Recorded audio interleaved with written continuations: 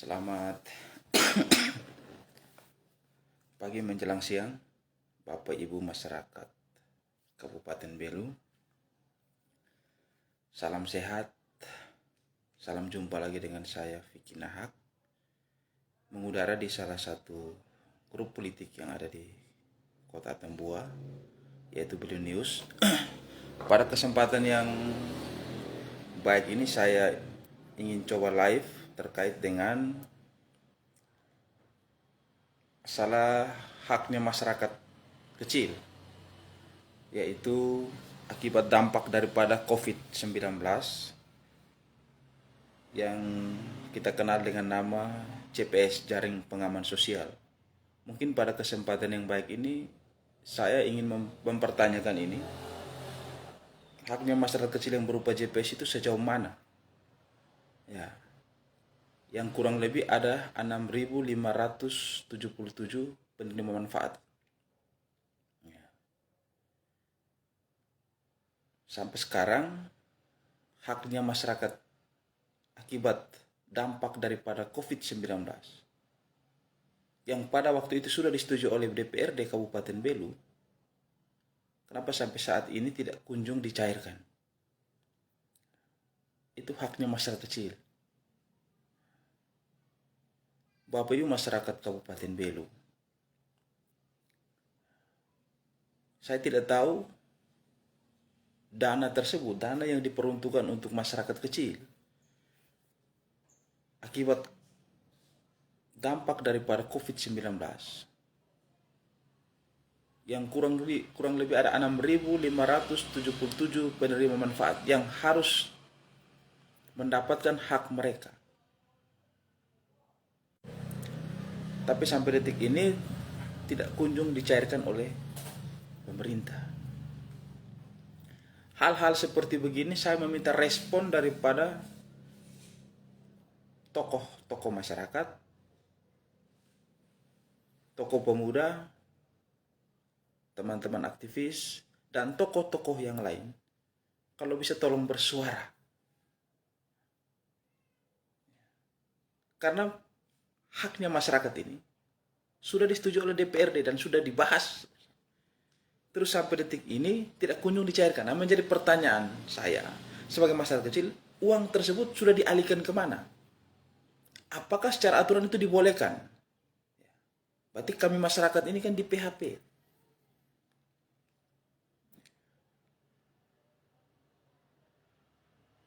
Malah kita sibuk, kita mempertanyakan lagi, kita ribut lagi permasalahan usulan daripada pihak keamanan untuk dana pengamanan pemilu yang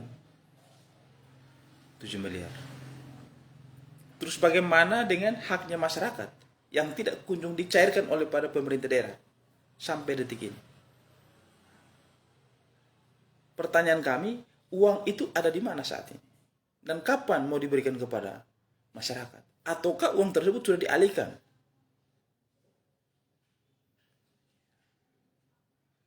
Sebagai masyarakat, kami pun perlu tahu konsistensi daripada pemerintah ini.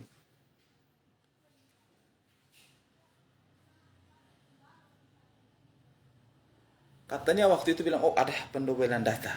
Dalilnya pemerintah bahwa ada pendobelan data. Terus data yang seperti apa yang tidak kunjung kelar sampai detik ini?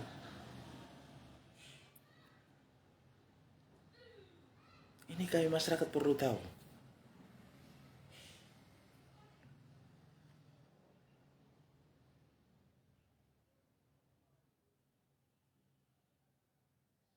Saya mau mengajak kepada masyarakat. Mari kita sama-sama kita lihat keadaan saat ini, keadaan Belu saat ini. Terus di mana juga peran lembaga legislatif untuk melihat ini? Melihat haknya masyarakat yang tidak kunjung dicairkan ini. Akibat dampak daripada COVID-19. Kalau bisa tolonglah dibagikan kepada masyarakat tersebut. Karena mengingat bahwa hari ini ekonomi di Indonesia tidak baik-baik adanya. Harga beras sampai melonjak sampai 17.000 maupun 18.000.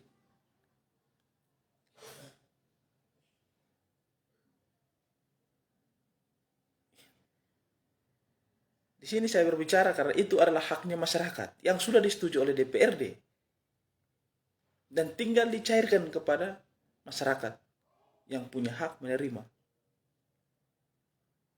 Tapi sampai detik ini tidak kunjung dicairkan. Berarti saya menduga bahwa uang tersebut sudah dialihkan ke hal yang lain. Berarti kami masyarakat di sini, masyarakat punya manfaat itu di PHP.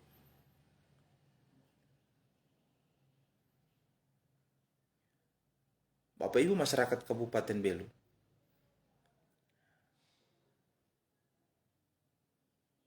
hal-hal seperti begini perlu saya munculkan ke publik lagi supaya bisa kita ketahui keadaan saat ini.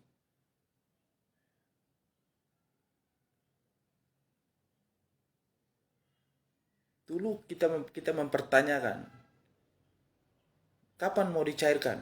Dalil katanya, oh ini ada pendobelan data. Ada pendobelan data. Kenapa saya munculkan ini lagi? Karena apa? Saat ini keadaan ekonomi di Indonesia ini tidak baik-baik adanya. Harga sembako melonjak tinggi di pasaran. Kalau itu dibagikan kepada masyarakat sehingga bisa mengurangi beban yang ada pada masyarakat. Apalagi itu adalah haknya masyarakat. Ya. Kita tidak usah bahas, kita bahas yang lain. Bahas yang ini. Dan ini saya meminta respon daripada para tokoh-tokoh untuk bersuara terkait dengan hak masyarakat.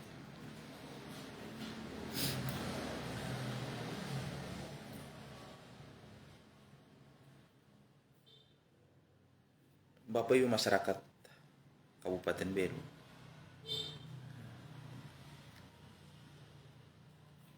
kalau ada yang mempertanyakan bahwa seperti saya berbicara bahwa iri, beda politik, saya mau sampaikan kepada publik pada kesempatan yang baik. Politik itu sudah selesai. Pemenangnya sudah ada. Yang saat ini kita jalankan adalah kebijakan politik. Tapi kalau kita melihat bahwa kebijakan itu salah dan tidak tepat sasaran, wajar. Sebagai masyarakat, sebagai yang peduli dengan Rai Belu ini, wajar untuk saya sampaikan ke publik. Agar masyarakat juga ikut mengontrol sistem pemerintahan yang hari ini. Kalau baik kita katakan baik. Kalau ada kekeliruan kita patut untuk kita sampaikan. Karena apa? Karena uang yang digunakan oleh pemerintah daerah hari ini adalah uang masyarakat Kabupaten Belu. Jadi kita semua yang ada di sini punya hak untuk mengontrol. Karena uang itu bukan satu dua orang punya hak atau untuk berbicara bahwa uang ini punya dari leluhur saya, tidak. Ini uang diperuntukkan untuk seluruh lapisan masyarakat Kabupaten Belu. Yang mengelola adalah pemerintah daerah Kabupaten Belu. Maka hari ini saya juga mempertanyakan, sejauh mana haknya masyarakat kecil yang berupa JPS, jaring pengaman sosial, yang kurang lebih 6.527 penerima manfaat.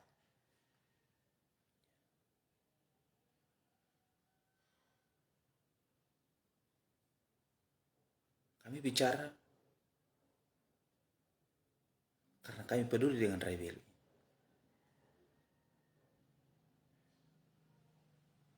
Bapak Ibu masyarakat Kabupaten Belu,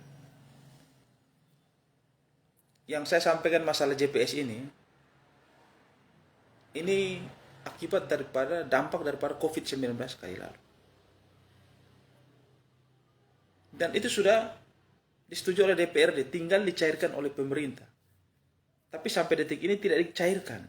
Alasannya tidak dicairkan itu kenapa? Dan menjadi pertanyaan saya, uang tersebut sudah dialihkan kemana?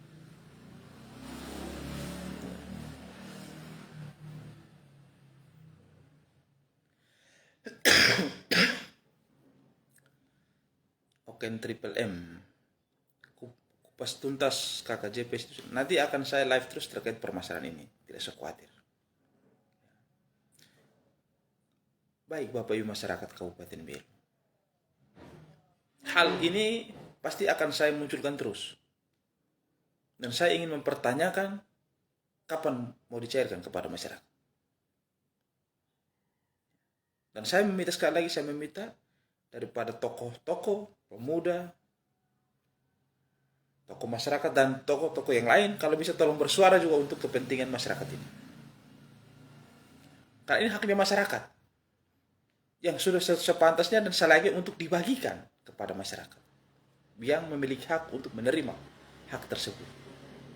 Dan daripada yang tadi bilang tokoh masyarakat, tokoh pemuda, dan tokoh-tokoh yang lain untuk menyuarakan ini.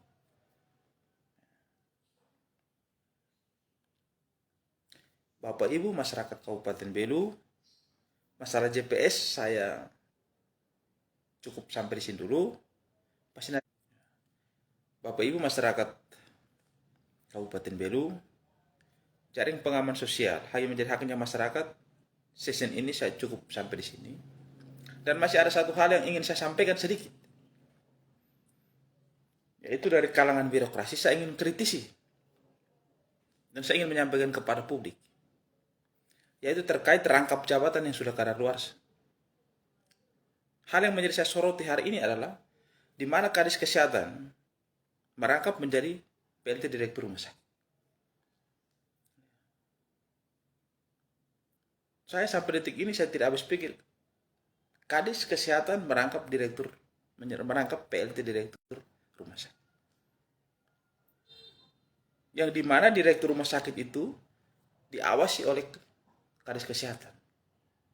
Tapi kalau dalam satu tubuh ada dua lembaga yang dia pimpin. Menjadi pertanyaan saya, siapa kontrol siapa? Maka patut diduga ada konflik kepentingan di sini.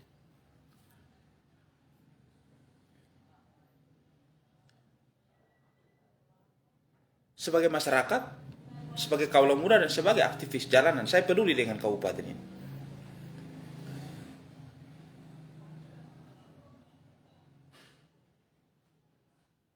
Secara aturan, tidak dibenarkan seorang Kadis Kesehatan merangkap menjadi PLT Direktur Rumah Sakit yang sudah melebihi daripada ketentuan.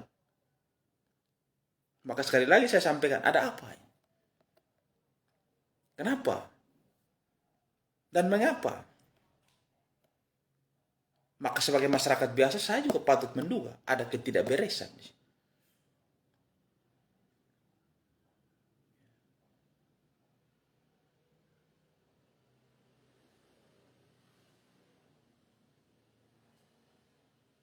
Bapak Ibu masyarakat Kabupaten Belu. Saya mengajak kepada kita semua yang peduli dengan Raya Belu ini. Marilah kita bersuara. Kita bersuara. Supaya kontrol sosial itu dia berjalan dan fungsinya betul berarti ada di relnya. Kita mengawasi. Memang betul dalam irama perjalanan mengawasi ini pasti kita akan dihadapkan dengan berbagai macam hinaan, fitnah yang datang silih berganti. Dan mereka tidak pernah menggunakan yang namanya akun asli. Jadi akun palsu itu berhamburan. Seperti jamur yang tumbuh di musim hujan. Tapi itulah dinamika. Kalau kita tidak bersuara, maka hal seperti begini akan terus menerus dan akan menjadi penyakit yang diwariskan.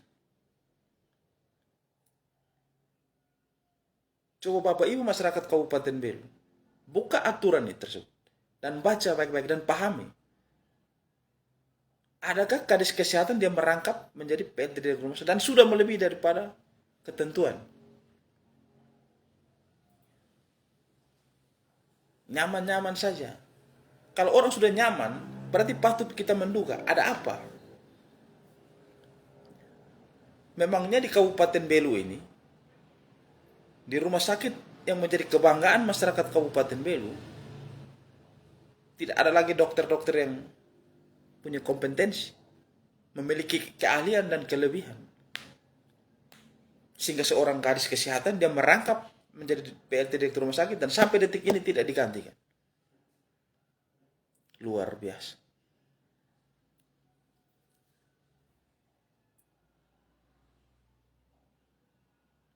Bapak Ibu masyarakat Kabupaten Belu.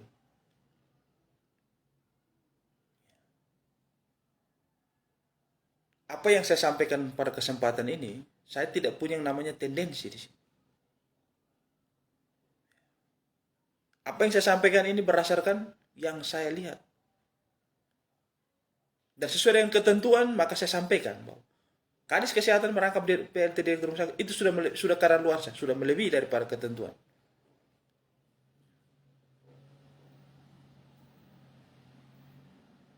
Sebenarnya cuma 3 bulan pertama, bisa diperpanjang 3 bulan kedua, 6 bulan. Ini sudah bertahun-tahun. Bulan datang bulan, tahun ganti tahun, maka habis tahun.